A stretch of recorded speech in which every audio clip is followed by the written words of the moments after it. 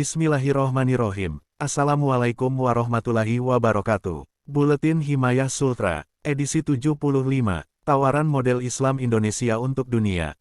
Prof. Asyumardi Asra, cendekiawan Muslim terkemuka, Guru Besar UIN Syarif Hidayatullah Jakarta dan salah satu juru bicara Islam di Barat telah dipanggil ke Haribaan Allah SWT. Tentu, ini menjadi duka bangsa, terkhusus duka bagi umat Islam Indonesia. Beberapa waktu yang lalu, sang guru bangsa Buya Prof. Syafii Marfi juga telah berpulang ke rahmatullah.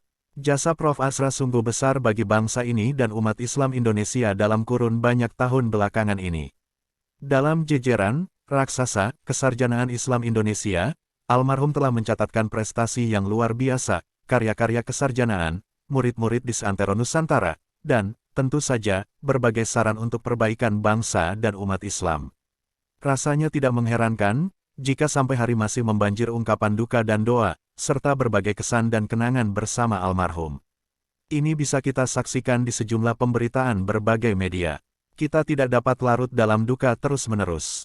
Yang dapat kita lakukan, antara lain, adalah meneruskan kiprah dan semangat almarhum di dalam membangun bangsa dan umat. Warisan, legasi almarhum yang dapat dikembangkan lebih lanjut, adalah mengembangkan moderasi beragama dan semangat keberagamaan yang penuh damai, toleran dan nyaman bagi semua pihak di negeri ini, bahkan dunia. Salah satu murid almarhum, Burhanuddin Muhtadi Kompas, 2022 mencatat, jarang disadari bahwa Asyumardi Asra TK menorehkan prestasi gemilangnya sebagai duta besar Islam Indonesia yang toleran, terbuka, dan demokrasi ke dunia barat. Ia berhasil meyakinkan publik barat bahwa berbeda dengan Islam di Timur Tengah, Islam Indonesia, dengan mayoritas Muslim terbesar di dunia, berhasil menjadi model dan inspirasi untuk tumbuhnya negara modern Indonesia yang maju dan demokratis.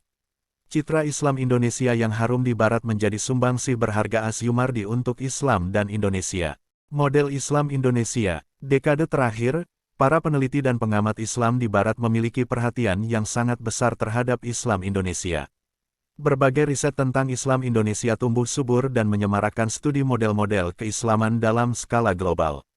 Para peneliti dan pengamat ini memandang, ada model keberislaman Indonesia yang berbeda dengan negeri-negeri Islam lainnya di dunia. Ada beberapa hal yang membedakan Islam Indonesia dengan negeri Islam lainnya, antara lain, Islam Indonesia sejak lama telah memperlihatkan model keberislaman yang responsif terhadap tradisi-tradisi lama yang telah berkembang di seantero Nusantara. Para penyebar Islam di negeri menyadari bahwa tradisi-tradisi lama ini telah mengakar kuat di dalam nadi kehidupan masyarakat Indonesia. Karena itu, mereka menempuh jalan menerima tradisi lama yang tidak bertentangan dengan prinsip dasar ajaran Islam, mengadopsi dan meraciknya sehingga tampil dengan wajah baru. Hal ini bertumpu pada kaidah fikih, Al-Muhafadz 1, ala El-Qadim Al-Solih, wa El-Ahsubi El-Jadid Al-Ashlahah, menjaga tradisi lama yang baik dan mengambil tradisi baru yang lebih baik.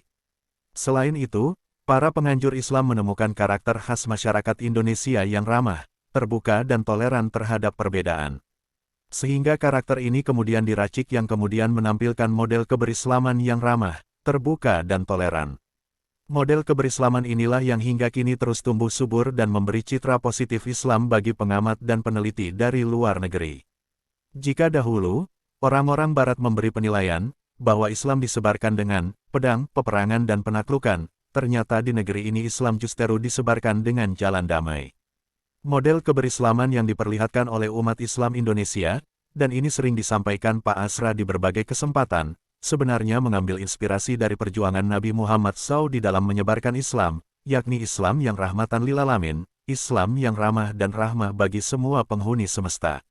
Dan tiadalah kami mengutus kamu, melainkan untuk menjadi rahmat bagi semesta alam. Qs Al-Anbiya, 107, misi Islam yang ramah dan rahmah bagi semua penghuni semesta yang dipraktikkan di Indonesia dapat menjadi inspirasi bagi dunia Islam.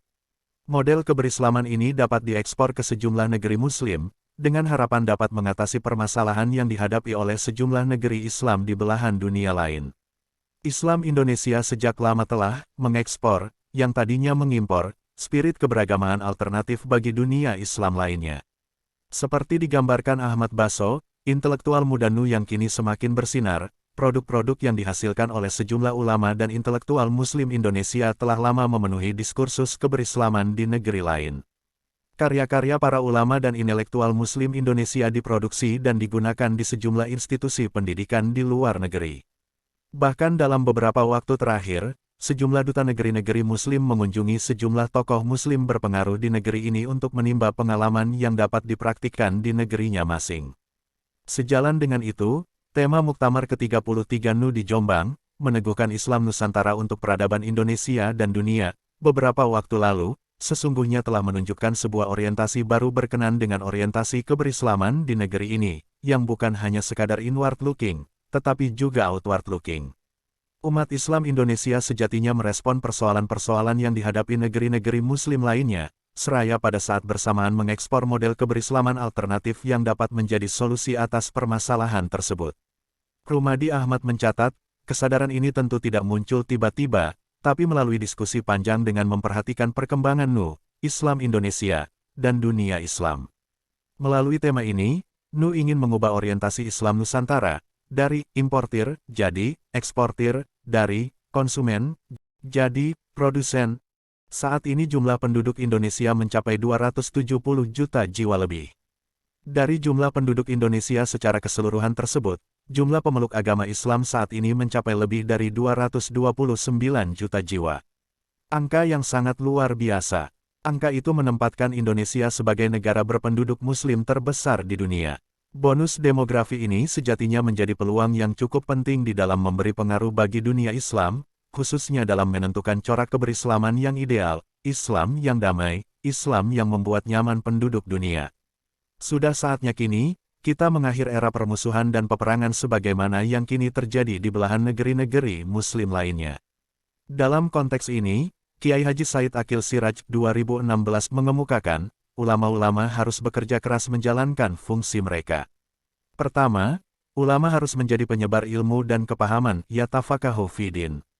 Fungsi pertama ini harus dijalankan secara serius dan lebih nyata. Ulama harus memberikan pencerahan kepada umat. Ulama harus memberikan pemahaman yang komprehensif kepada umat. Kedua, ulama harus memberikan arahan, yunzira qaumahum, kepada umat. Fungsi kedua ini, pada kenyataannya, kurang mendapatkan porsi dan perhatian, utamanya di negara-negara yang hingga saat ini masih terus berkonflik. Warisan para ulama, termasuk di dalamnya perjuangan Prof. Asra dalam menyuarakan model keberislaman Indonesia ini patut dipertahankan dan diwariskan ke generasi berikutnya, sehingga semesta ini nyaman dihuni oleh siapa saja tanpa memandang perbedaan kebangsaan, ras, dan agama. Wallahu a'lam bishawab. Jika merasa konten kami bermanfaat silahkan subscribe, follow, like, komen dan share video ini ke teman dan keluarga Anda yang lain. Wassalamualaikum warahmatullahi wabarakatuh.